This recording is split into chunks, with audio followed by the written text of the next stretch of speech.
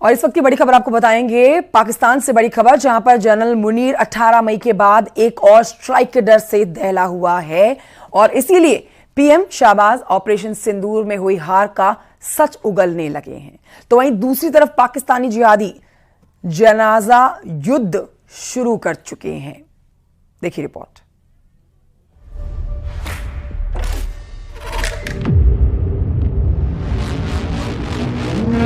भारत माता की।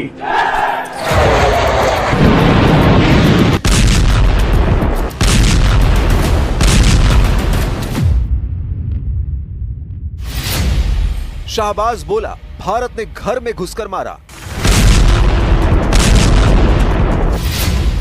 नूर खान बेस पर धमाके से दहला था जनरल।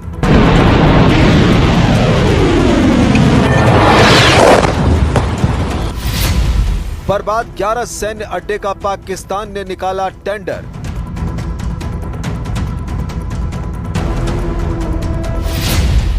शाहबाज पर जनरल मुनीर का दिमाग गर्म हुआ। आतंकी चंदे की लूट पर पाकिस्तान में मचा घमासान।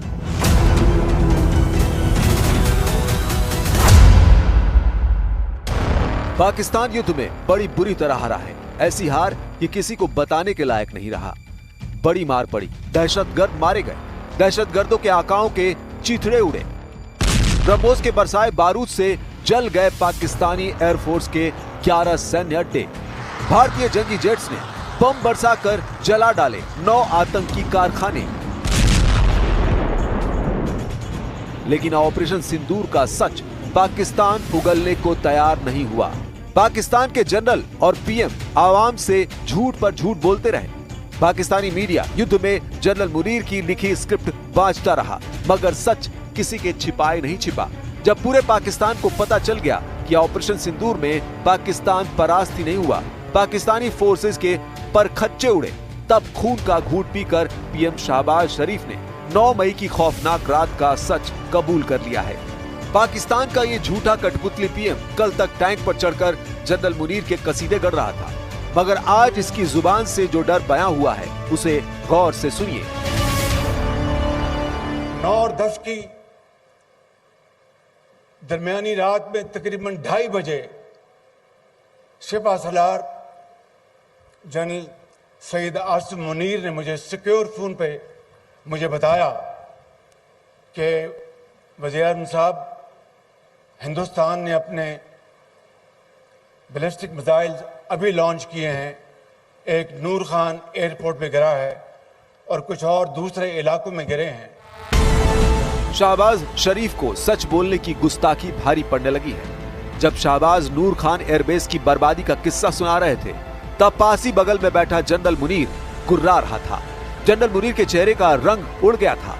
जनरल मुनीर का बस चलता तो वो शाहबाज की जुबान सिल देता, लेकिन शाहबाज को नूर एयरबेस की बर्बादी को पचा पाना नामुमकिन हो गया था। शाहबाज शरीफ ने नूर एयरबेस की तबाही की तस्वीर दिखाकर जनरल मुनीर पर प्रेशर बना लिया है। कल तक जो जनरल बात बात पर शाहबाज को हड़काता था, उसके तेवर ढीले करने के लिए शाहबाज ने आईना दिखाया है। नूर खान एयरबेस क्यों इतना अहम है, जानिए। नूर खान एयरबेस रावलपिंडी में है। रावलपिंडी पाकिस्तानी सेना का मुख्यालय है और इसी मुख्यालय में बैठते हैं जनरल आसिम मुनीर। भारत ने 11 अड्डों पर स्ट्राइक करके बता दिया कि कितनी तेजी से पाकिस्तान की मिलिट्री कमांड को घुटने के बल लाया जा सकता है। पाकिस्तान में आतंकी ठिकानों और उनके एयरबेस ही तबाह नहीं हुए, बल्कि उनके नापाक इरादे और उनके दुस्साहस दोनों की हार हुई। इस स्ट्राइक में रावलपिंडी के कमांडरों के लिए क्या मैसेज था, उसे समझने के लिए पहले देखिए कैसे नूर खान एयरबेस और सरगोधा एयरबेस पर हुई स्ट्राइक ने पाकिस्तान की परमाणु कमांड में कोहराम मचा दिया। आपने आतंक के तमाम बड़े अड्डों को मिट्टी में मिला दिया। 9 आतंकी ठिकाने बर्बाद हुए।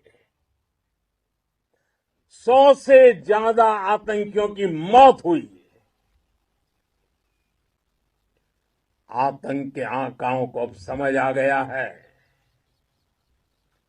भारत की ओर नजर उठाने का एक ही अंजाम होगा, तबाही। पाकिस्तान की सीमा में 100 किलोमीटर अंदर जाकर हमारी सेना ने आतंकवादियों को जवाब देने का काम किया है। 100 किलोमीटर अंदर। नूर खान एयरबेस से 100 किलोमीटर पूर्व में है कहूटा परमाणु प्लांट। ये न्यूक्लियर सेंटर ही पाकिस्तान के परमाणु कार्यक्रम की बुनियाद कही जाती है। नूर खान एयरबेस से 40 किलोमीटर उत्तर पश्चिम में है वाह कैंट। यहीं पर पाकिस्तान के परमाणु वॉरहेड असेंबल किए जाते हैं। नूर खान एयरबेस से 40 किलोमीटर पश्चिम में है फतेह जंग। यहीं पर पाकिस्तान बैलिस्टिक मिसाइल लॉन्चर तैयार करता है। नूर खान एयरबेस से 30 किलोमीटर उत्तर पश्चिम में है तक्षशिला। यहाँ भी पाकिस्तान की मिसाइलों की टेस्टिंग की जाती है, उनके लॉन्चर तैयार किए जाते हैं। नूर खान एयरबेस से पश्चिम में है नीलोर प्लांट। यहाँ परमाणु बम के लिए पाकिस्तान की प्लूटोनियम फैसिलिटी है।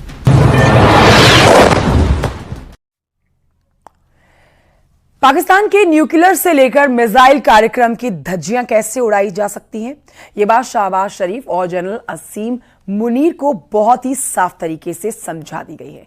रिपोर्ट देखिए। इस्लामाबाद से 10 किलोमीटर दूर नूर खान बेस पाकिस्तान की एयर मोबिलिटी कमांड का हेडक्वार्टर भी है। भारत जब नूर खान बेस को बर्बाद कर सकता है तो पाकिस्तान में कहीं भी घुसकर मार सकता है। इस सच से जनरल मुनीर को शहबाज ने समझा दिया है। लेकिन अभी तो सच का सिर्फ एक पहलू भर सामने आया है। पाकिस्तान को 11 सैन्य अड्डों की बर्बादी का ब्यौरा देना है। शहबाज को आतंकी अड्डों का हाल बयां करना है। 7 मई से 10 मई के बीच 3 दिनों तक पाकिस्तान में जो बारूदी प्रलय आया उसका हिसाब जुटाने में वक्त लग सकता है। लेकिन पूरी दुनिया को ये जानना है कि आतंकी मुल्क को कितनी चोट पहुंची है। यौम तशकूर नाम का तमाशा दिखा रहे शहबाज शरीफ ने यह भी कबूल किया है कि वो और उनका पूरा मुल्क हमले के वक्त हाथ फैलाए दुआ कर रहा था। करोड़ों पाकिस्तानी सजदरेज थे, दुआएं मांग रहे थे अफवाज पाकिस्तान के लिए, बड़ी फौज के लिए। शहबाज शरीफ ने पाकिस्तान की हार क्यों मान ली, क्यों कठपुतली सुल्तान ने जनरल मुनीर को नाराज किया, तो उसकी वजह भी जानिए। पाकिस्तान के एयरफोर्स ने ऑपरेशन सिंदूर में तबाह हुए अड्डों की मरम्मत का टेंडर निकाला है, जिसमें एयरबेस रिपेयर और मेंटेनेंस की बात कही गई है। आम दिनों में ये टेंडर निकलता तो शायद रख रखाव का हवाला दे दिया जाता, लेकिन भारत के साथ टकराव के बाद निकाले टेंडर से पाकिस्तानी जनरल की पोल खुल गई। जब इस बात की चर्चा पूरे पाकिस्तान में होने लगी तब शहबाज को मजबूरी में सच बात बतानी पड़ी, क्योंकि ऑनलाइन टेंडर निकालने के चक्कर में पूरे पाकिस्तान को पहले ही पता चल गया कि एयरबेस पर भारी तबाही मची है। भारत ने 7 मई से 10 मई के बीच पाकिस्तान के 11 एयरबेस को निशाना बनाया, जिनके नाम हैं Noor Khan Chaklala airbase Rawalpindi, Rafiqui airbase Shorkot, Murid airbase Punjab, Sukkur airbase Sindh, Sialkot airbase पूर्वी Punjab, Pasrur air strip Punjab, Chunian, Sargodha airbase, Skardu airbase, Bholari airbase और जैकोबाबाद एयरबेस।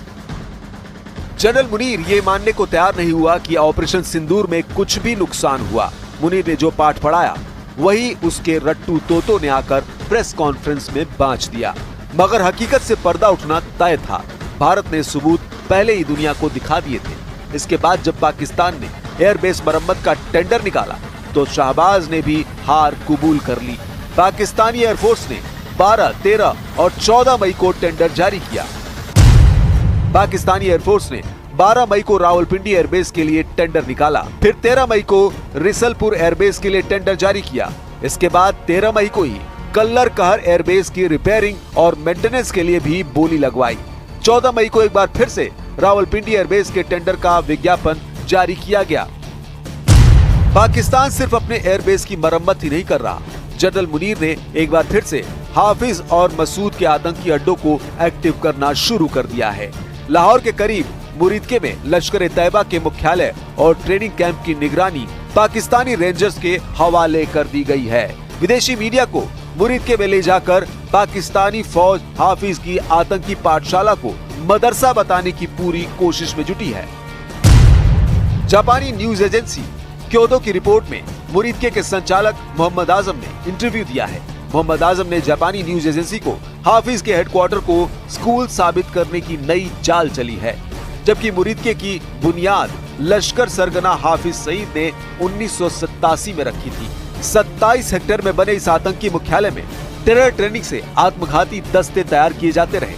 2019 में हाफिज सईद की गिरफ्तारी का ढोंग करके पाकिस्तान ने यहां कब्जा कर रखा है।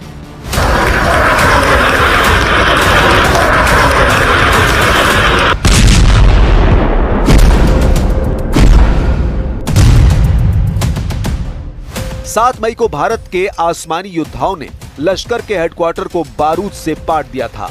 इंडियन एयरफोर्स के हमले में मुरीदके में भारी नुकसान पहुंचा, मगर एक बार फिर मुरीदके में भीड़ जुटाकर जिहादी डिग्री दी जाने लगी है।